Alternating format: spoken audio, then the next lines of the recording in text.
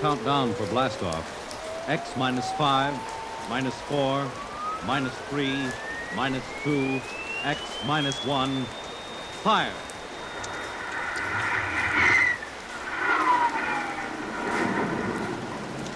From the far horizons of the unknown come transcribed tales of new dimensions in time and space.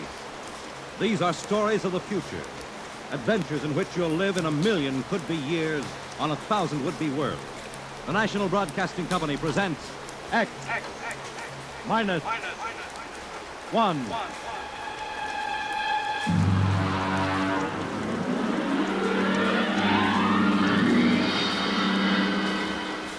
Tonight, Universe.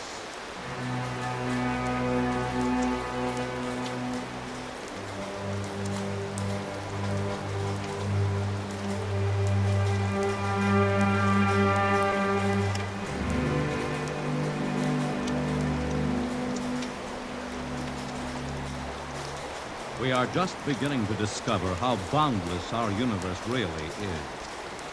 And yet as man reaches out to the stars, out toward infinity, ironically enough, he may be building himself a new kind of prison.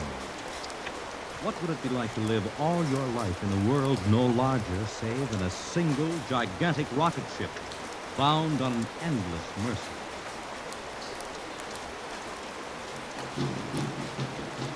Q, look out! You all right? Yes. Missed me. What was it? It was with a slingshot, I think. Dashed down that passageway. Want to go after it? Oh, we'd never catch it, Alan. Probably 12 decks above us by now. I didn't think they ever came down this far. Trolls usually get them before they reach this level. A bit more daring generation. It looked like a female. They were a female that might have killed us. I told you this trip was pure foolishness, climbing 24 deck levels to hear a crazy old man rave. All right, Alan, we're almost there now. This is compartment X-1524. This is the place. The smell hasn't been visited by a sanitation crew for generations. The ship is almost deserted. Yes? This is the compartment of John the Witness. Who are you? My name is Hugh Hoyland. Cadet from Scientist Barracks. This is my friend Alan Mahoney. What do you want of John the Witness? You need to talk? Are you a believer in Jordan? Naturally. I have heard that there are those among the younger scientists who doubt the word of Jordan. Doubt is death. We're not heretics. Ah, enter.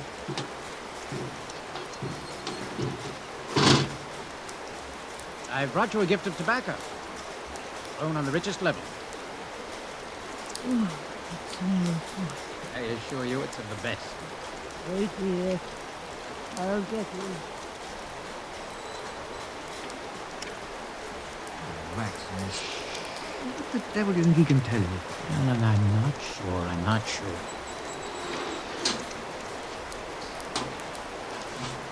Well, Are you John the Witness? I am. Good evening to you. I'm Hugh Hoyland. This is my friend Alan Mahoney. What brings a gentleman of the scientist class to my humble compartment? I've heard that you and your parents before you have been keepers of the legend of the ship. Since Jordan gave the word.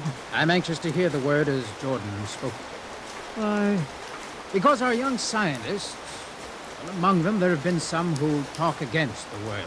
there are regulations against such heresy. Still, some of them say the ship has no purpose. They say that we are here accidentally, that we have no more grace in Jordan's eyes than the most deformed mutant who dwells in the highest level of the ship. What shall I say to you? Well, I wish to hear the word from the mouth of one who knows, in order that I may become more convinced. Sit. You have a gift for the witness? The finest tobacco. Good. I will dim the lights. Now pay close attention, for these are the words as my father's father's father gave them to his son's son's son. This is how the ship came into being, how our people were created. In the beginning there was only Jordan, thinking his lonely thoughts. Out of his thoughts came a vision.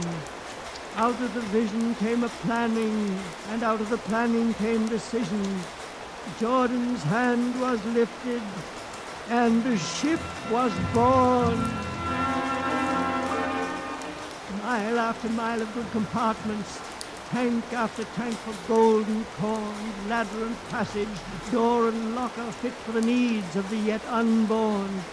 He looked on his work and found it pleasing, meet for a race that was yet to be. He thought of man, and man came into being.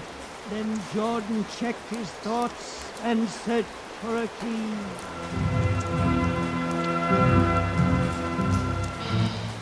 Man untamed would shame his maker. Man unruled would spoil the plan. So Jordan made the regulations, and order came to the works of man. A crew he created to work at their stations, scientists to guide the plan. Over them all he created captain, made him judge of the race of man. Thus it was in the golden age.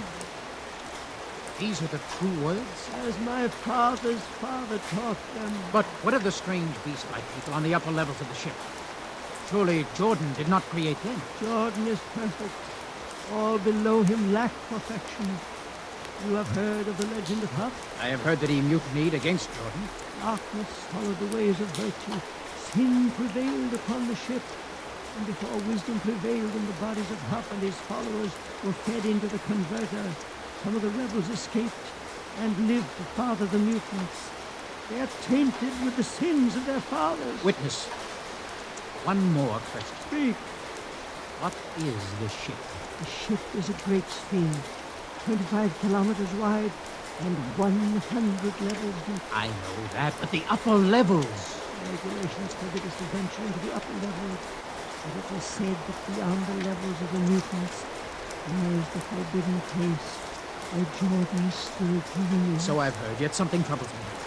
Something which prompted my coming here. Yes, my son. What lies beyond the ship? What? What lies beyond the ship? This is heresy. Answer me. I will not permit such talk. The ship is complete. The ship is universal. The ship is everywhere.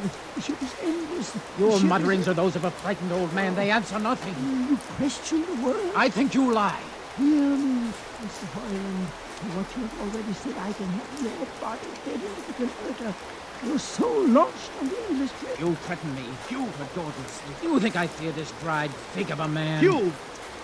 Sir, my friend is impetuous. He does not understand. I might be persuaded to forget circumstances here. Why, you kid? You! Alan, come on. The sight of this so-called holy man offends me. No, you shall not leave. Don't try to frighten me with that gun, old man. Remain where you are, heretic. I warn you, put down that gun.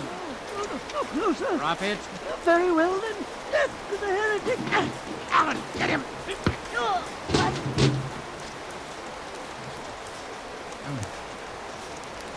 He's not breathing. Is he dead? I don't know. We've got to get out of here. Right.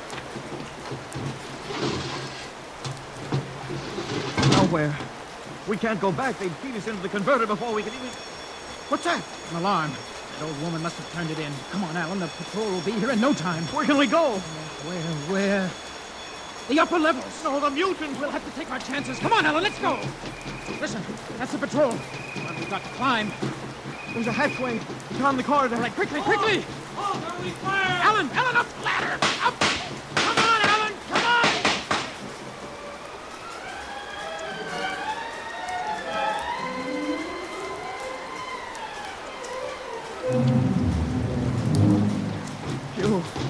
You wait.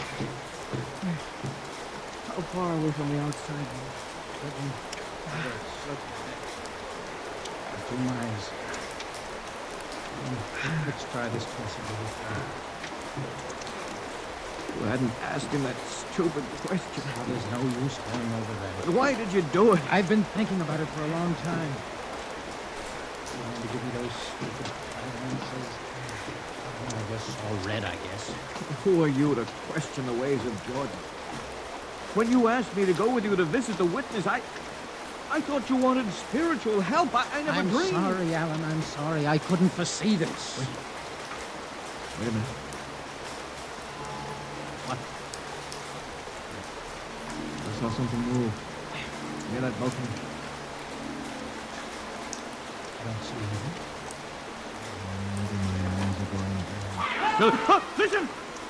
You behind us! Alan, look out!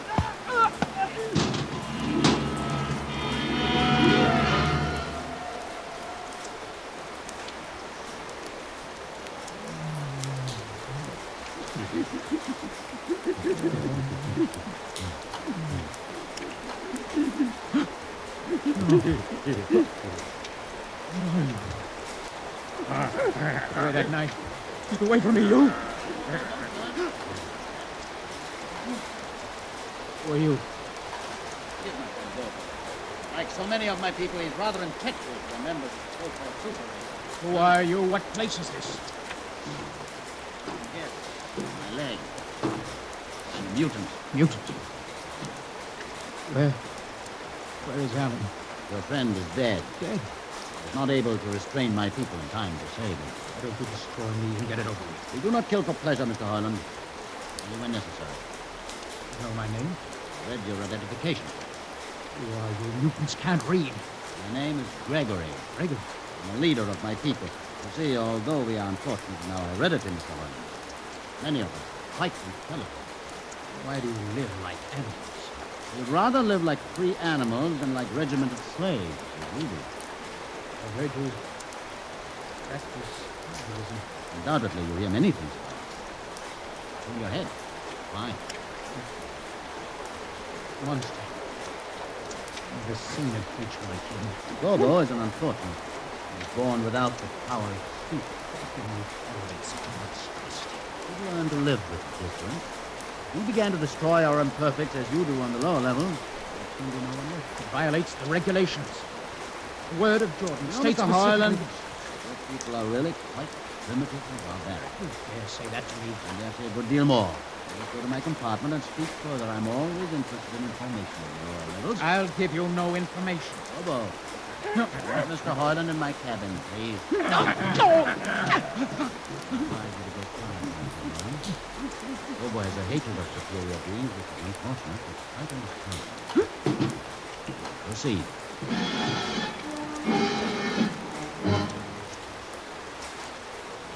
Enter, Mr. Hoyland. This is where you live? Yes. But you have books. Stolen from your libraries, Mr. Hoyland. That's possibly there was still a navigation. Read these? Most of them. I had no idea that you... Why did you bring me here? What do you intend to do? You believe in Jordan, Mr. Hoyland, There is no other belief. and the trip. I suppose you believe in the trip, too. What else is there to believe? You die, your remains are fed to the converter, and your soul makes the trip. And where does the trip take you? But to Centaurus, of course. Where? What is Centaurus? Centaurus is... Mind you, I'm just telling you the orthodox answers. Centaurus is where you arrive when you've made the trip. It's a place where everybody is happy and where there's always good eating. You believe it. Well, the peasants believe it literally, but many of the younger scientists, like myself, know it is figurative and symbolic. Why do you ask? Did it ever occur to you, Mr. Hoyland, that is exactly what your prisoners believe it is? And that the ship and all the crew were actually going somewhere? Ship can't go anywhere. It already is everywhere. Imagine a place bigger than the ship. Much Bigger? with the ship inside. Moving inside. Can't be any place bigger than the ship. There just wouldn't be any place for it to be. Oh, for half's sake, listen. You know the lowest level? Of course. If you started digging a hole in the lowest level, where would that hole go? It's forbidden to think such thoughts. Where would it go? I can't think about it. Obo. We're going to take Mr. Hoyland to the place. No. Where are we going? The top level.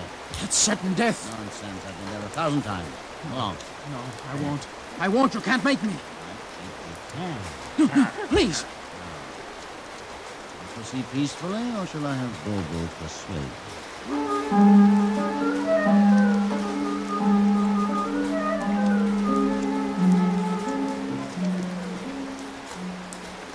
now, Bobo.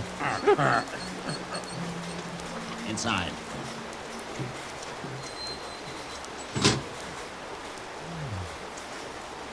What place is this? This, Mr. Hoyland, is the main control room. Mr. Hoyland, you're friendly. It isn't true. Oh. There's no such place except in mythology. Oh, you younger men are so wise, Mr. Hoyland, except for one thing. This happens to be the main control room of the ship. Main control? But it's just a huge room with an instrument panel. Well, what did you expect? How do you know this is the main control room? These instruments? Using them, the navigator many hundreds of years ago actually steered the ship on its voyage. I don't understand. I suppose you would. Sit down. Well? Look up. What do you see? A huge shield. Watch it for one moment, Mr. Hoyland. You're going to see something that few of us have ever been privileged to witness. What are you doing? The lights, don't be frightened. Keep your eyes focused on the shield above us.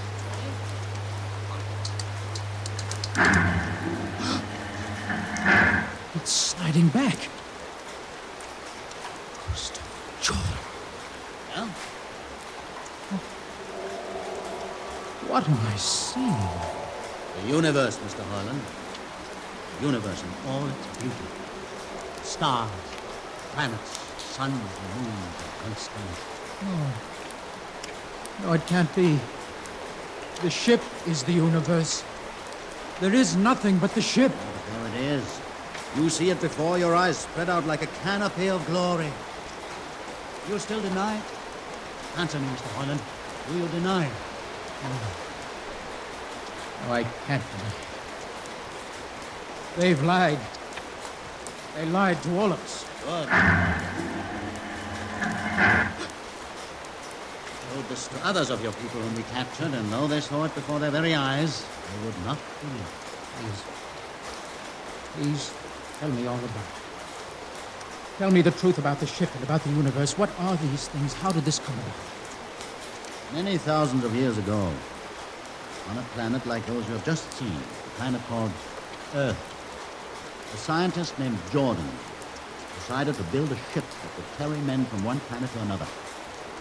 For many years, Jordan and thousands of others studied and planned. And when they were finished, they built the ship. A ship so large that it had to be assembled in its own orbit beyond the place called the moon. 60 years it took them to construct. When it was finished, a whole new science had been conceived. Then the trip was begun. A trip that was to land a colony of Earthmen on a far-off planet called St. Paul's. Millions of light years beyond the furthest planet ever reached before. How do you know these things? Among my books are the logs which Jordan himself kept and the records of the journey for the first 40 years. What happened? There was a mutiny. A man named Huff led a rebellion of those who wanted to turn back. In the struggle, the navigators were killed. The crew fell into a state of anarchy. In the years to follow, small groups of men tried to organize the ship for navigation, and each time they failed. Finally, the whole idea was abandoned. And so, for centuries, we have swung in space, unmanned, undirected, living in a lost world of our own making, without purpose, without direction. Why have you told me this? Can't you guess? I want to finish the trip. Yes. I can. Look at me, Mr. Hoyland. You see, a mutant. A man with a twisted leg. My people are outcasts, condemned to death if we so much as set foot in the lower levels of the ship. The main drive is in the lower levels where my people are forbidden to go. Oh. It would mean that both our people would have to work together. Our differences encouraged rather than denied. All right. I'll see the captain himself. I have an uncle on the central board. I'll tell him what I've seen here. And do you think he'll believe you? Send one of your people with me. That's asking a good deal. I'm risking a good deal by going back. Right. Bobo will go. Bobo? Can't talk. There will be no need for talk. I will write a message guaranteeing safe conduct for a group of unarmed scientists to visit the main control room. Bobo will take you safely through our territory. What happens when you reach your own level? It's up to you.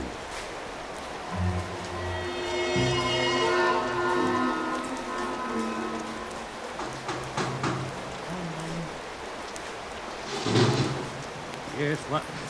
You. Quick, Uncle. Let us in. But this mutant. He's harmless. Please, Uncle, please. Now, what is this? You're wanted for... I know all about that. Uncle, listen. I must see the captain. The captain? Are you mad? Uncle, you're a council member. You can get me to see He'll him. kill you. You're wanted for heresy. I don't care. I must speak with the captain. Now, Uncle, you're close to him. You can arrange it. I don't understand. Listen to me. The ship is moving. I can prove it. You understand? There is a purpose in the ship. I don't understand what you're babbling about. And never mind. Just talk to the captain. Tell him I have information of tremendous importance. Tell him I've arranged a truce with the mutants. Truce? Here. Show him this paper. Signed by their leader. Do it, Uncle, for my sake. I don't know what... Uncle, please, if I'm to die, let this be my last request to you. Very well. I'll speak to the captain.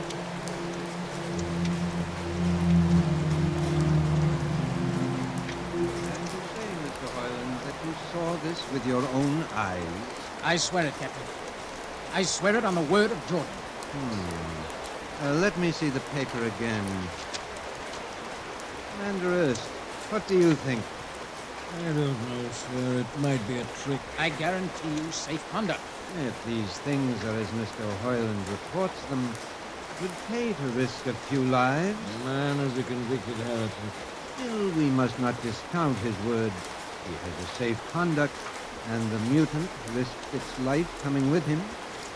I think we might investigate. Captain, you mean you will do it? I will have an expedition outfitted. Dismissed, Mr. Hoyland. Thank you, sir.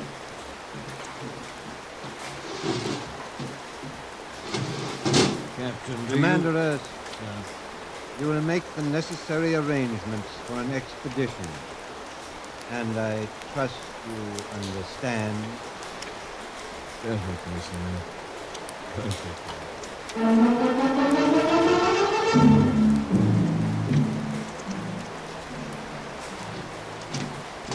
Lieutenant. Mr. Hoyland? You better halt your men here. This is the spot. Patrol! Halt! I see no welcoming party of mutants. There'll be none. Their leader will meet you inside the main control room. Don't say. Just where is this main control room? Beyond that door. See? All right, man. Ready up. You ready on? In case of ambush. Ambush? Wait a minute, Lieutenant. What are those men doing with that ray gun? Just aiming it at the door. Are you mad? No, Mr. Hoyland, but most certainly you are to think that we could be lured up here to be slaughtered with a fantastic story about some mythical control room. Guns ready, Lieutenant, I warn you, these people have acted in good faith. You can't break that faith. Oh, mutant! Come out! For Jordan's sake, Hold it. Lieutenant.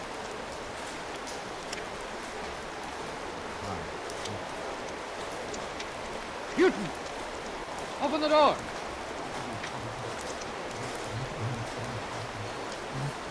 It's opening. Ready, men. Someone's coming out. Steady. Gregory, stay back! Fire! You fools! You've killed him! Here come the rest of them. Fire! Fire!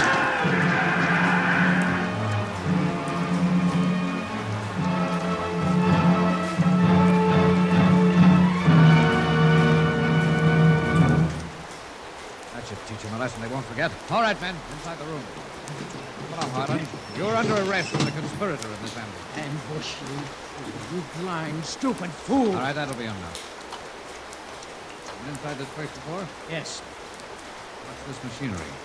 these are the controls he would have used to steer the ship. Gone out of his mind, Lieutenant. Steer the ship? Who? The leader, the one you killed. This ugly mutant? This ugly mutant. happen to be a man of true genius. Mad, am I? Lieutenant, this man had a vision which would have saved you, but you chose to kill him because you couldn't stand the sight of his difference from you. Shut up, Highland. Don't listen to him, man. You can't shut your eyes, and you can't shut your minds, and you can't shut your ears to this! Troops moving back! Yes, look! Let the vision of this confound your ignorance and blind your eyes. This is the heritage of stars and open skies, for which men have yearned for centuries. Try to destroy this, and you will only destroy yourselves. Death to the heritage. I say to you that you can't keep this from our people. They will seek it out. The ship will be manned, and the ship will be steered, and there will be freedom, purpose, and respect for ourselves. This is your heritage. Look upon the universe!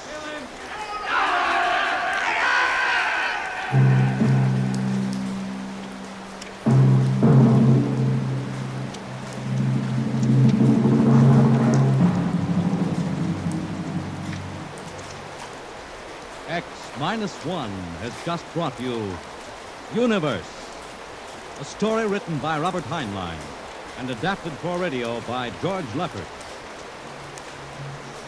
Heard in the cast were Donald Buca as Hugh, Peter Capell as Gregory, Bill Griffiths as Alan, Abby Lewis as the woman, Edgar Staley as the witness, Jason Johnson as the uncle, John Seymour as the captain, and Ian Martin as the lieutenant. Your announcer is Fred Collins. X-1 is directed by Fred Way and is a transcribed NBC Radio Network production.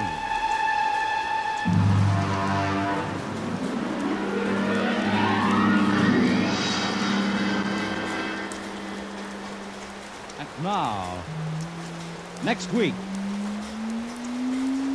we have a strange story to tell. A sweet, blood-curdling little story that is really only 2 sentences long. The last man on Earth sat alone in a room. And then there was a knock on the door. What knocked on that door?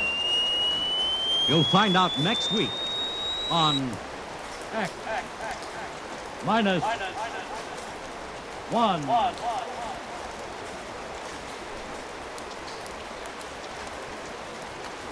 When you buy United States savings bonds, you help to build your own future security. Here's an opportunity to save systematically for long-range personal objectives. So invest in United States savings bonds.